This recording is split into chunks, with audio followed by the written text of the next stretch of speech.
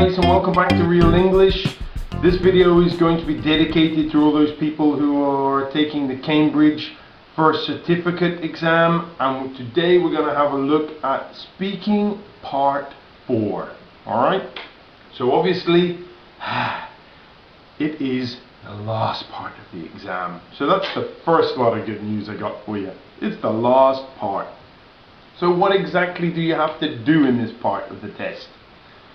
Well, this part of the test is based on part 3. So remember, in part 3 you were working together with your partner, talking about something. So this part of the test is based on that. So if, for example, you were talking about the environment in part 3, then you know the questions in part 4 are probably going to be about the environment. If part 3 was about shopping, they're going to be about shopping. So you kind of have a little bit of a heads up as to what it's going to be about. Alright, so you are expected to give extended responses and also comment on what your partner says as well. Alright, so stay tuned till the end of the video to get the tips. What we're going to do now is have a look at the kind of questions that you may be facing. Alright, so these questions are slightly more complicated than the ones in part 1, and they're usually questions that you're meant to give a lengthy response to. Let's say 45 seconds for each question, although there is no actual time limit. Alright, let's have a look at this. So, what school activities does the school offer? You would be asked. So you can see here, you can talk about many activities. So if, for example, you said the high school I go to offers mainly football for the boys, which I really enjoy because, you know, I like playing with other people, that's a very bad answer, because it's actually asks you school activities. So you have to talk about all these things that the school offers you. Yeah, you have to explore the topic and give examples. Let's have a look at another one.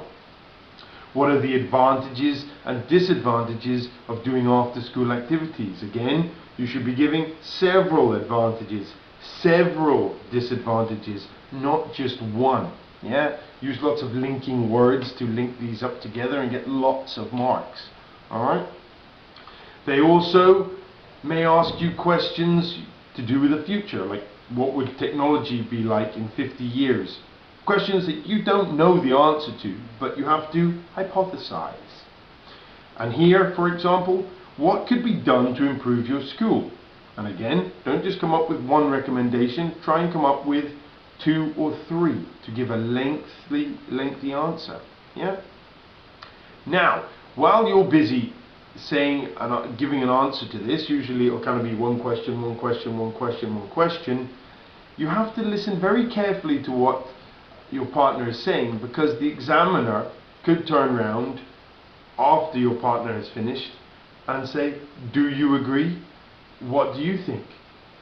So you have to kind of be thinking and be prepared to answer, because if you're sitting there and they answer and you're like, sorry, I wasn't paying any attention, it's not going to make a very good impression.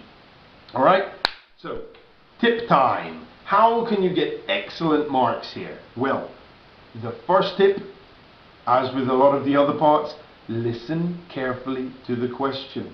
We've all been doing lots of practice. We've all been answering many questions. Don't fall into the trap of just repeating things that you've said before. You need to listen carefully. Every question usually has a slightly different emphasis, as I've said before. So listen carefully. And if you don't hear it, or you even suspect that you might be answering the wrong question, ask them, sorry, could you repeat that please? There's nothing wrong with doing that. Make sure you explore the topic. Now, I touched on this just a minute earlier and mentioned several ideas for each question.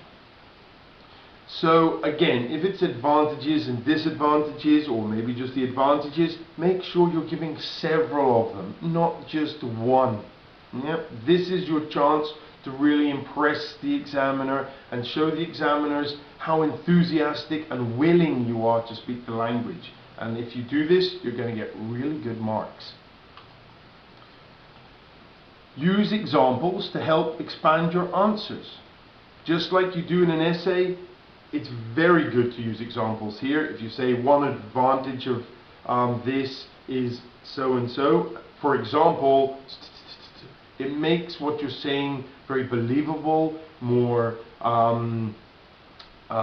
decisive, and it sounds really good. And it also helps you speak for longer as well. And lastly, listen carefully to what your partner is saying and be prepared to comment on it. Yeah, don't be sitting there in your own little world going, huh? Sorry?